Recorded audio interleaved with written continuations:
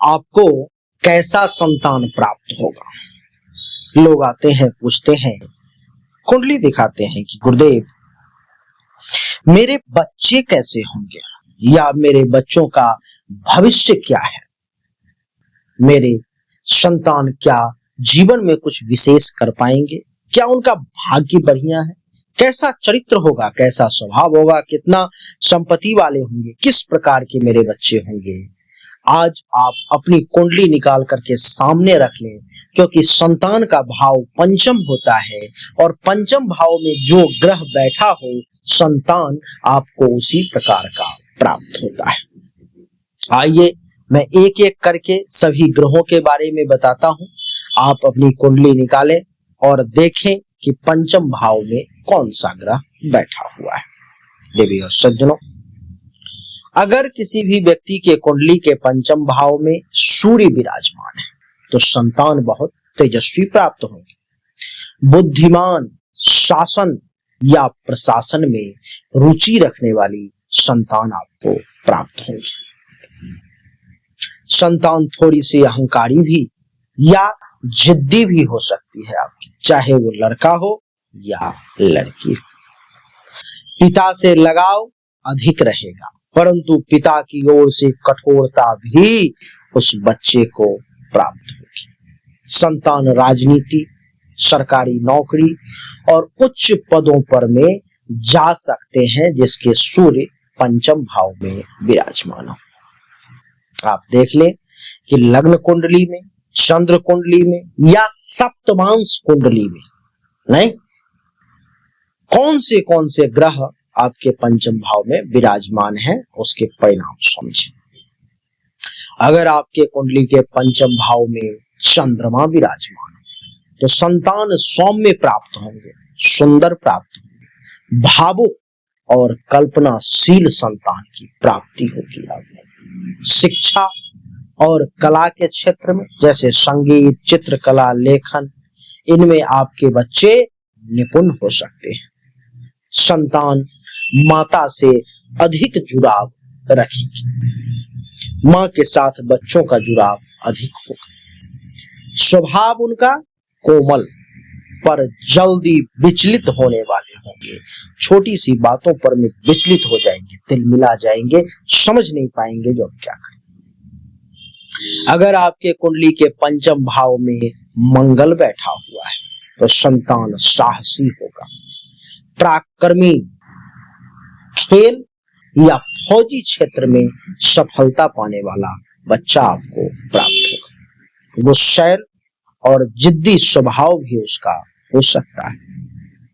संतान में पुत्र की संख्या अधिक होने की संभावना रहती है, जिसके कुंडली के प्रथम भाव पंचम भाव में मंगल हो, उनको पुत्र अधिक, पुत्री कम होती है। संतान में नेतृत्व और संघर्ष की क्षमता बढ़ जाती है।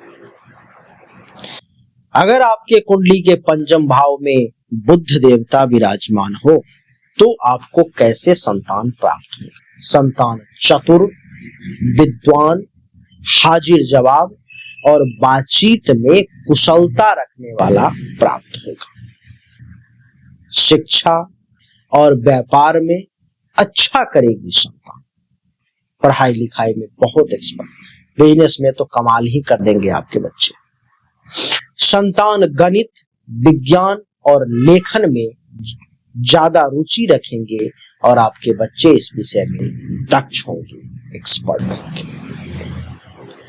कई बार संतान चंचल स्वभाव के भी हो जाते हैं, जिसके बुध पंचम भाव में।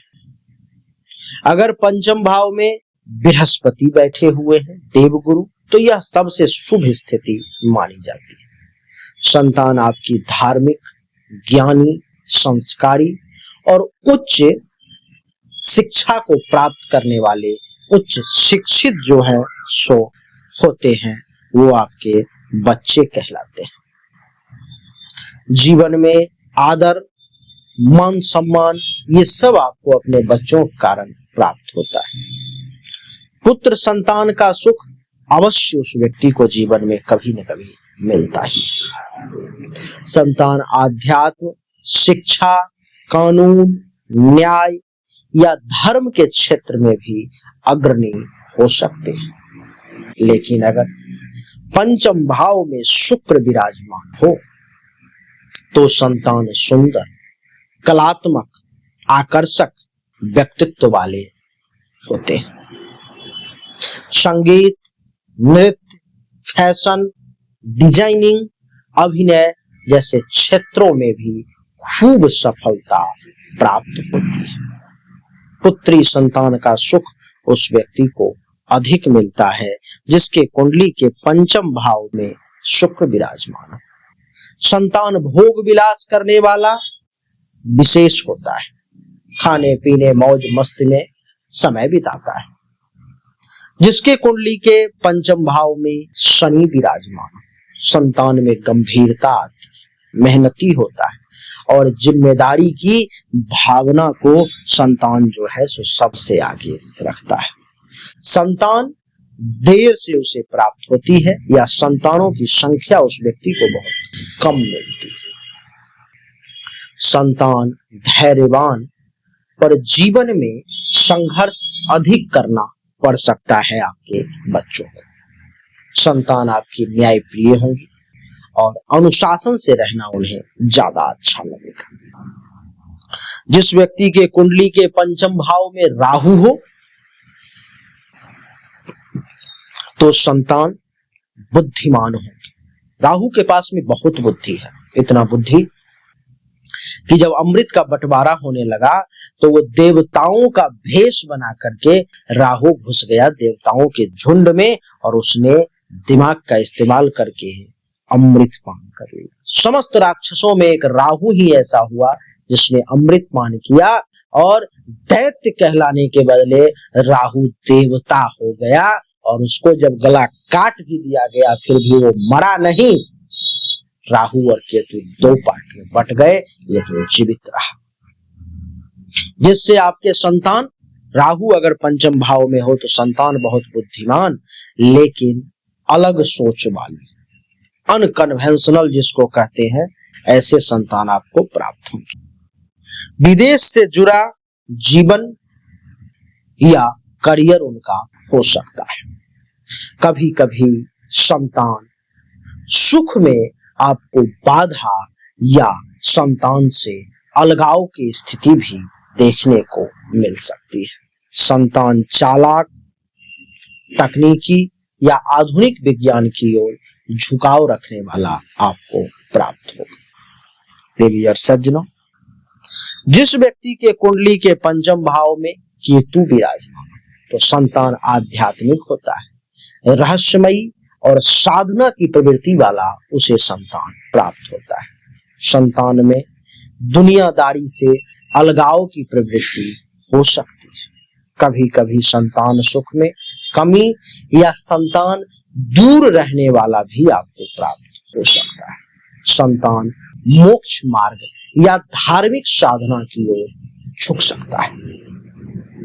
संक्षेप में अगर कहूं तो बृहस्पति और चंद्रमा का पंचम भाव में होना बहुत अच्छा होता है, जो संतान को सुख, ज्ञान, संस्कार सब देता है। सूर्य, मंगल, शनि, राहु, केतु अगर हो तो संतान को विशेष गुण तो देते हैं, परंतु संतान सुख में कुछ कमी और माता पिता को कुछ चुनौतियों का सामना भी करना पड़ता है। बुध और शुक्र संतान को कला, बुद्धि और आकर्षण में श्रेष्ठ बना देते हैं। देवी और सज्जनों, कुछ इसी प्रकार की स्थिति है। अब आप अपनी कुंडली को निकाल करके देख सकते हैं। अगर दो ग्रहों का पंचम भाव में दो दो तीन तीन ग्रह बैठे हुए हैं तो आप उन तीनों ग्रह के गुण को देखें और वो समग्र गुण आपके बच्चों में आपको दिखाई देंगे। ऐसे होंगे आपके बच्चे, हमने आपको बताने का प्रयास किया, लेकिन जन्म कुंडली के सभी पहलुओं पर विचार किए बिना 100% फाइनल डिसीजन नहीं लिया जा सकता। राधे राधे। हमने अभी तक आपको जो भी जानकारी दी ये 100% सत्य नहीं है। फिर से सुने, 100% सत्य नहीं है। आपने बिल्कुल सही सुना है। ऐसा मैं क्यों कह रहा हूं? क्योंकि अभी तक जो हमने आपको बताया ये एक सामान्य राशिफल है, विशेष नहीं है। विशेष जानकारी, 100% एक्यूरेट जानकारी तो आपको तभी मिल सकती है जब पर्सनली आपके जन्म कुंडली की जांच की जाए, पर्सनली आपके हाथ की रेखा को देखा जाए, तभी तो सिर्फ आपके बारे में सही जानकारी आपको प्राप्त होगी।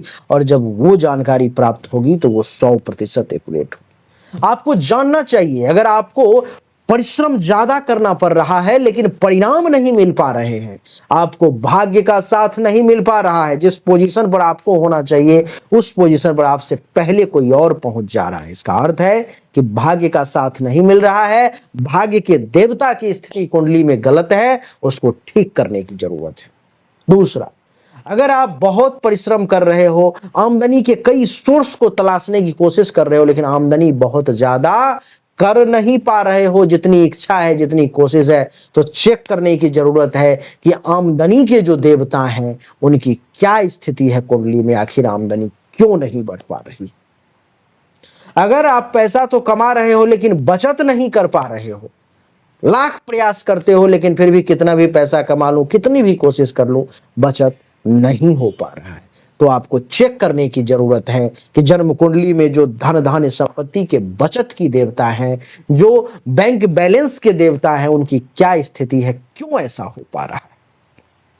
लेकिन इन सब को चेक करने के लिए पर्सनल आपकी जन्म कुंडली की जांच करनी पड़ेगी, तभी जाकर के वो पता लग पाएगा।